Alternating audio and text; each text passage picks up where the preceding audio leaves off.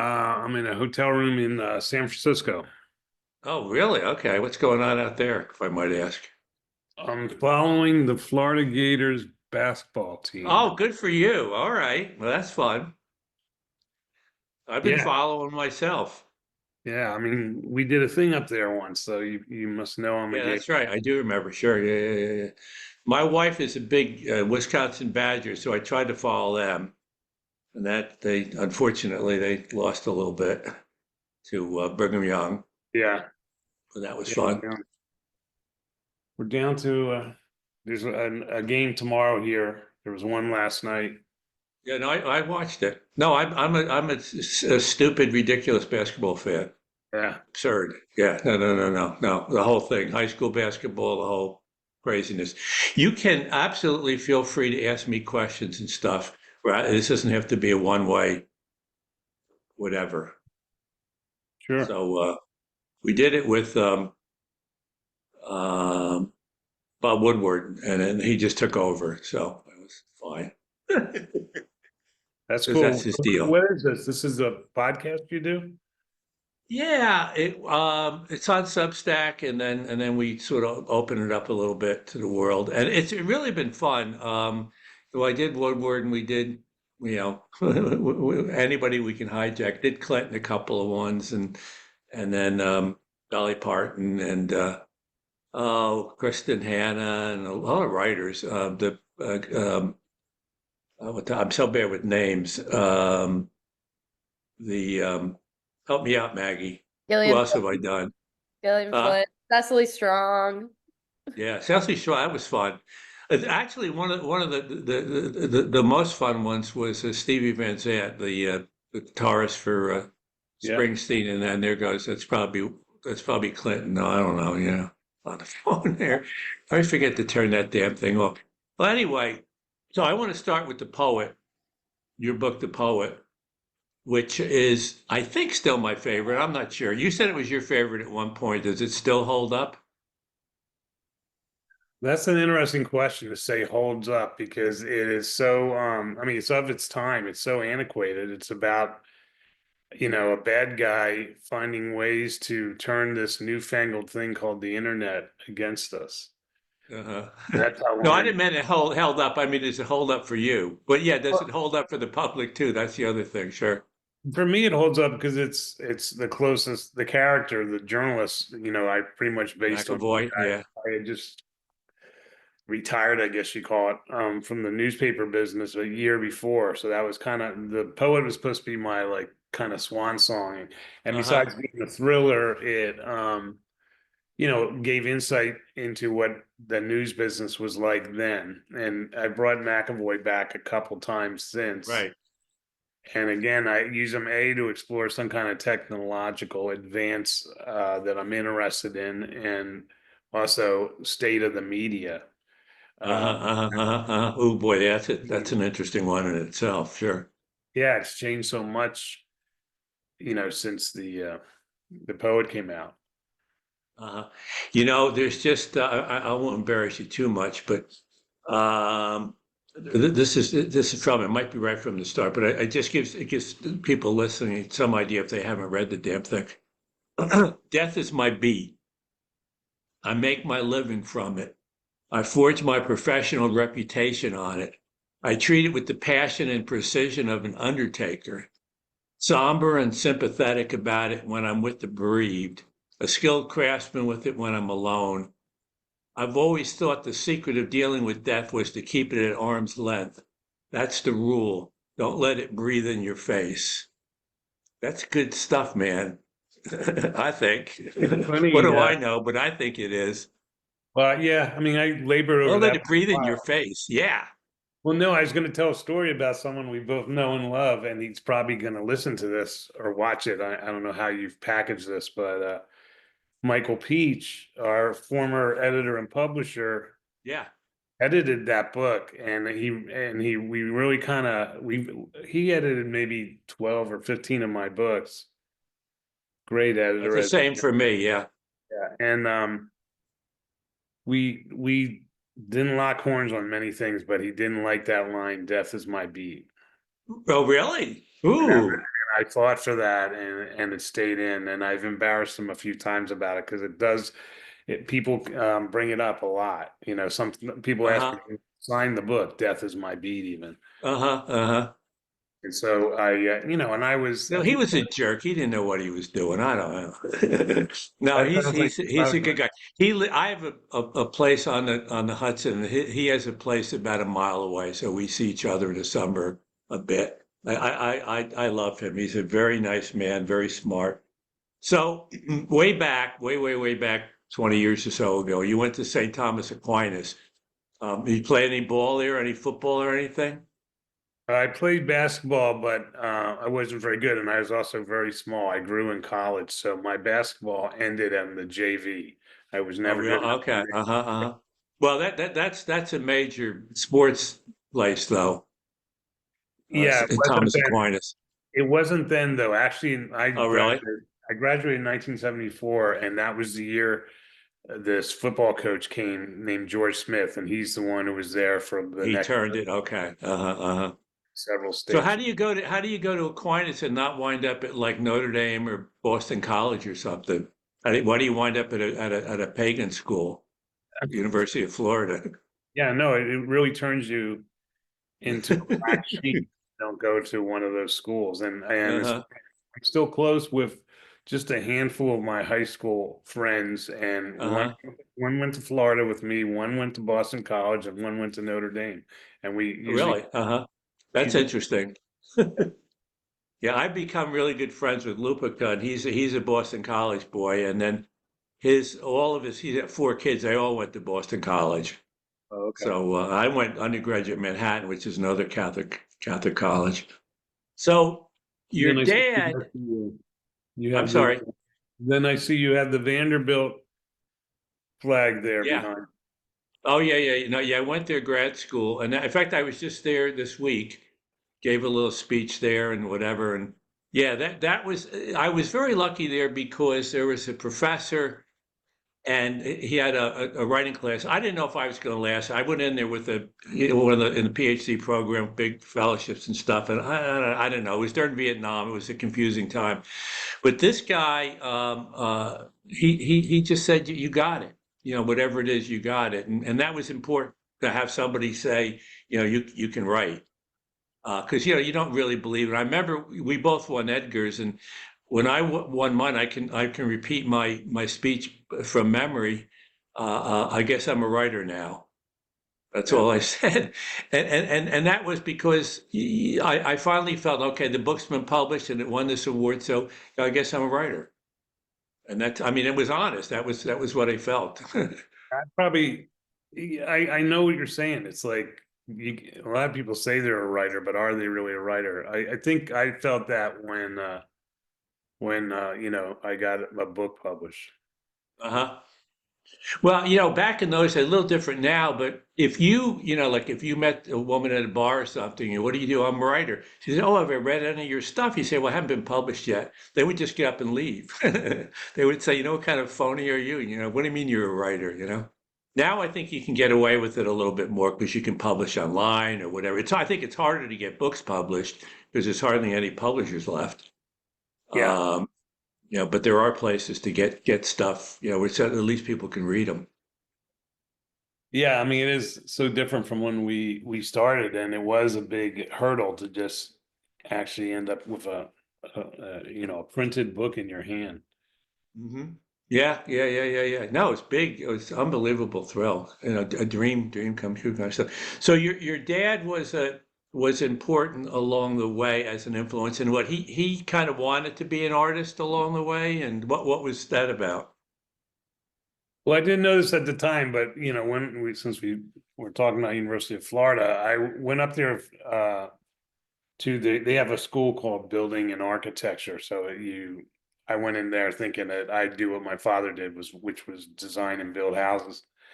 And then you get away from home, you're on your own, you're ingesting strange things, and I just changed my direction. I wanted to be a writer, very specifically a crime novelist. And so I went home to tell him very apprehensive of how this was going to go, that this is a big sea change in my direction. And he was very supportive. And I have to admit, I was very surprised by that. But I found out later that when he was around the same age, 19 or 20, he was, I was born in Philadelphia and he was too. He was at the Philadelphia Institute of Art, wanting to be like an abstract painter. And Uh-huh. Uh-huh. he gave up that dream because he started having a family. He started having me. And and I didn't know that at the time. It was all stuff that was said to me later.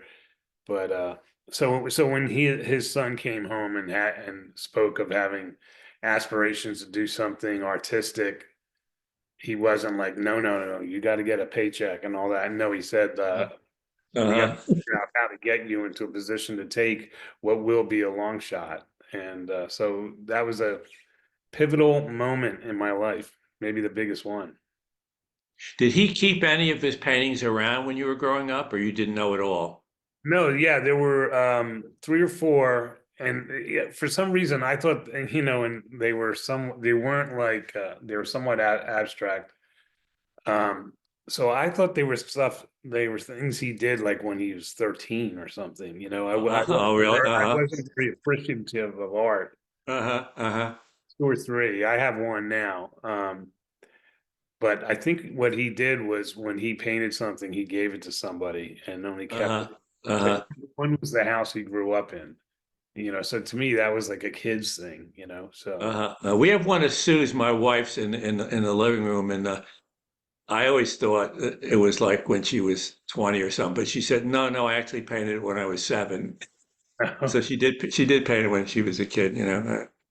The so you mentioned journalism, and obviously that and then you were what, in Daytona, and then Lauderdale, and then Miami, and then out to L.A. and so to get experience, how did that work out for you? Well, well, obviously worked out great, but along the way, how did it feel? it was interesting because I was born in Philadelphia, but my family moved to Fort Lauderdale when I was 12.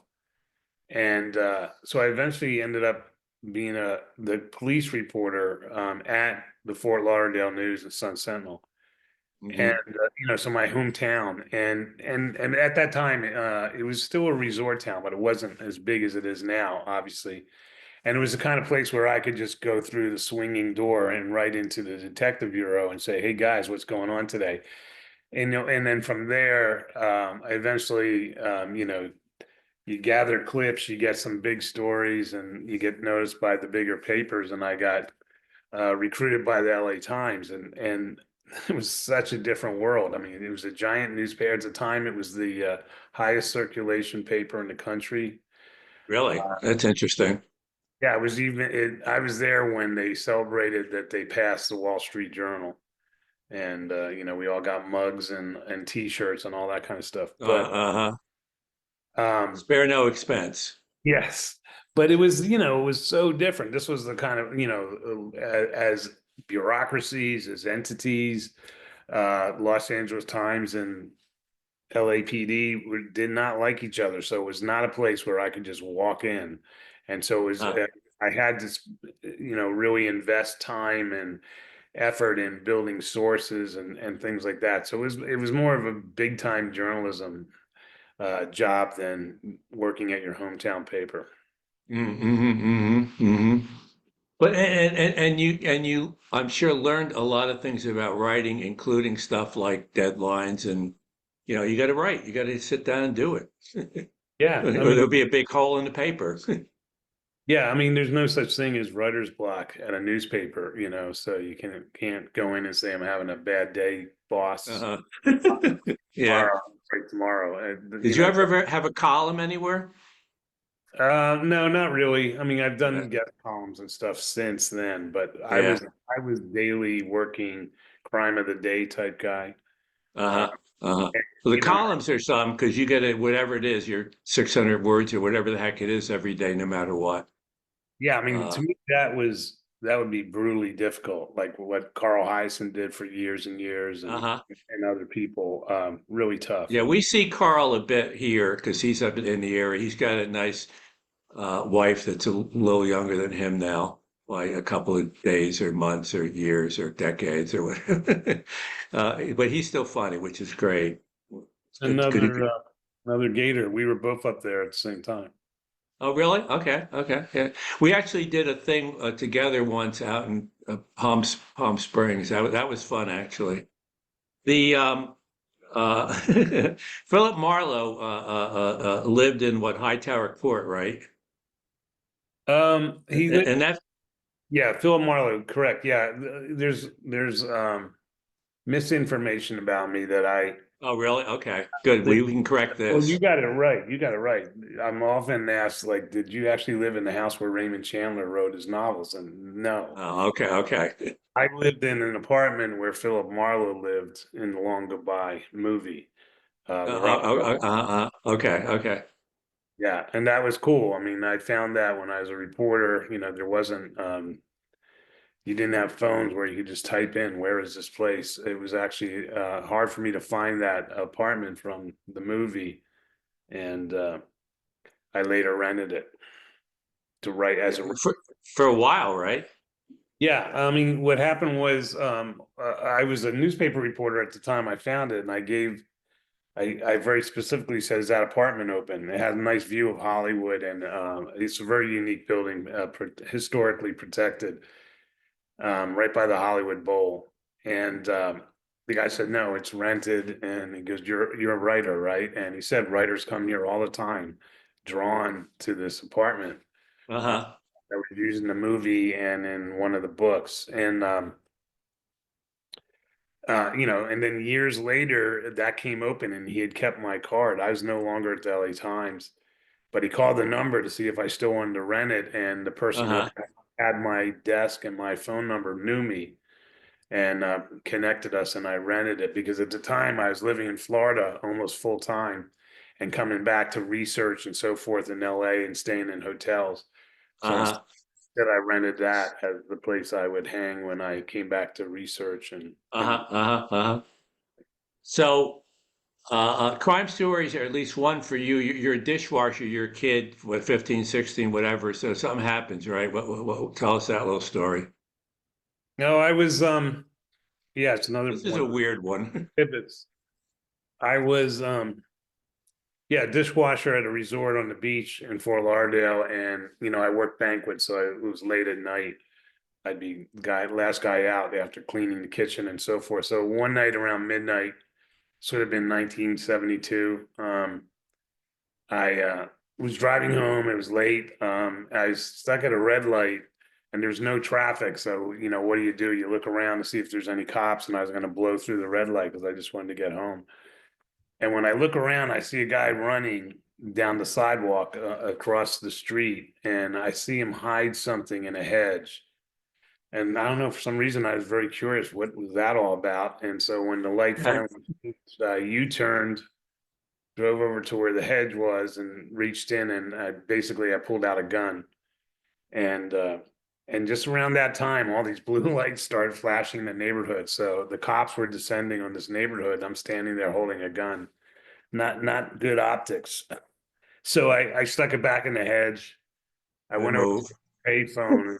Yeah, I went over to a payphone and called and woke up my father and said, "Well, what do I do?" And he said the obvious: "Well, flag down the cops, tell them what you saw, lead them to the gun." And so that led to With me. your fingerprints on it. Yeah, that led me to a night in a police station.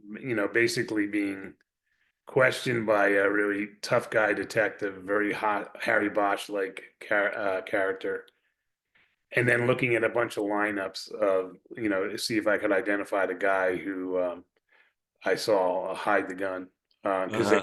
they grabbed a lot of people off the beach that Uh-huh.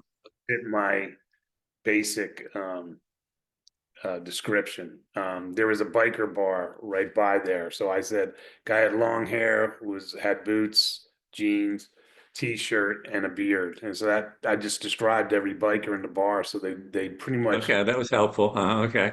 pulled up a bus and took them all. downtown.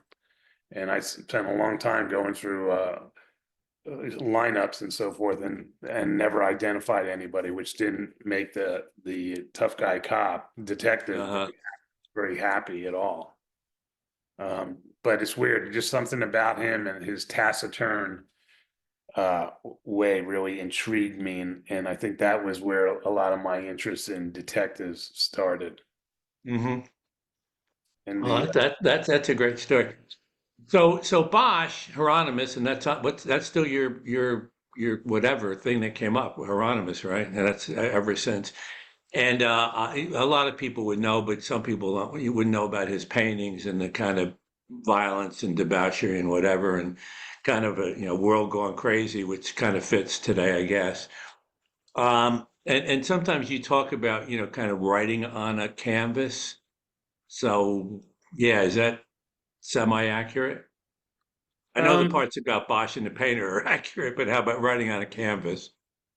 yeah, I mean, I kind of view what I'm doing as one canvas, a lot like a Bosch painting, especially the Garden of Earthly Delights, which has all, as you say, it's a world gone wrong, but a lot of crazy stuff, but also some moments of light in his paintings, and so it's all kind of metaphor for that. So yeah, I think all my books, all they're all moving along the same plane, part of the same mosaic or canvas. Yes, I find that fun to do. You said somewhere along the way that which I like. Who cares what I like? But you said that you kind of have a hunch of where the stories are going, which I think I have some similarities to that. So I kind of think I know. There's something I'm feeling something. Just talk about that a little bit. That having a hunch. I mean, we both have had jobs where we had bosses and stuff, and like one of the great things about being a writer, if you can pull it off, is that you don't really have a boss. Eventually, you'll have an editor, but I don't outline my books. So, because That's interesting. Okay. to me, an outline is like a boss. You come in and this is what you got to write today. No, This you can tell I outline, but I can tell the fucker to just get off my back and leave me alone. that's I good. do. It's good to be the boss, the real boss. But yeah, Right. so I just find it more of a fulfilling or pleasurable way of writing Uh-huh. to just sit down and put it out there. I'm a big rewriter, so you can make an argument that my first draft, is a Is 400. the outline. Okay. Uh-huh. So, but yeah, Yeah. I was surprised Baldacci doesn't outline either. I talked to him for a bit. I do, but I'm not a slave to it. I just, but I find it comforting to when I sit down that there's sort of like, okay, this is what I'm theoretically supposed to write today. So there's never that all blank right. So blank piece of paper. Yeah. here's a quote. See if you can identify who said it. What writer said this? If you outline your books, you'll know just where they're going, and so will your reader. Uh-huh. I don't know who said it's Elmore Leonard. I'll just make it quiet. No, I don't know who is it. Ernest Ernest Hemingway. Oh, Ern. Okay, all right. Yeah, he seems like he outlined. We don't. Yeah, yeah. I don't buy that shit because nobody's know where my stuff is going. I don't even know where it's going. So even with the outline, I do outline, but I don't. Almost never does it wind up where the outline was. Because So stuff happens. You're writing, and all of a sudden this character gets more interesting, or I don't know. So yeah, I always change it up. But I think it's a good quote. I like the quote. I think he's kind of a little full of shit, but that's okay. I was in Havana with our son, and it's a few years back, and we went to his place. Which have you ever been there? no. It's cool. I'm not a big on that kind of stuff mostly, but it was really, really neat because it's one of those where you actually feel like he was there the day before. It doesn't feel like a museum as much as just like you're trespassing in somebody's house. Wow. So it was cool. I enjoy. I'm not a massive fan of his. Well, who cares? But it was a nice experience. So speaking of nice experiences, President Clinton, he contacts you, and then what happens? This is back a ways, back in L.A. Well, This first is I the didn't story. believe it was real. I had a brother who was a non-political tech who worked in the White House, and his job was to make sure that the president could reach anybody in the world at any moment. Uh-huh. He's an IT guy, and Okay. political. He started with Reagan. He did the first Bush, and he did Clinton. Then he went into the private sector. But I had heard from him, and so Clinton knew him because Clinton, like when he was traveling and he wanted to call somebody, it was my brother who would bring him the phone and so forth. And so Clinton knew who I was because, as you know, and you've worked with him, a big reader, Yeah. especially crime fiction. So after my first book came out, which first printing of 12,000 copies. I mean, I was not on anyone's radar. I got a call, and they said it was the White House signal office, and they were asking if I'd be willing to meet President Clinton when he arrived in Los Angeles, with the catch being that it would be at 4 a.m. arrival. That's pure Clinton. All right. Yeah. And I didn't think it was. I thought it was a prank. I know a Uh-huh. lot of cops. Cops are big prankers, and when I had a book come out, they really kind of gave it to me. So I was very. I think I said like, yeah, right, and hung up. But then they called back. But anyway, I eventually I was able to legitimize the call. So I did go out there at 4 a.m. and he landed, and because it was 4 a.m., there's no crowd there or anything like that. Uh-huh. It was just Secret Service. And Uh-huh. and I talked to him for a few minutes, and I had a galley of my next book that I could give. Concrete blonde. And what he said was, Harry Bosch didn't know his father. Harry Bosch loved saxophone, and so those things really spoke to Uh-huh. Uh-huh. President Clinton. But anyway, it's kind of like when the teacher at Vanderbilt told you you got it. The last thing he said to me as he walked towards his limo was, keep going, keep writing about this guy. And so Mhm. that was one of those, I guess I am a writer type moments. Uh-huh. Uh-huh. Uh-huh. Uh-huh.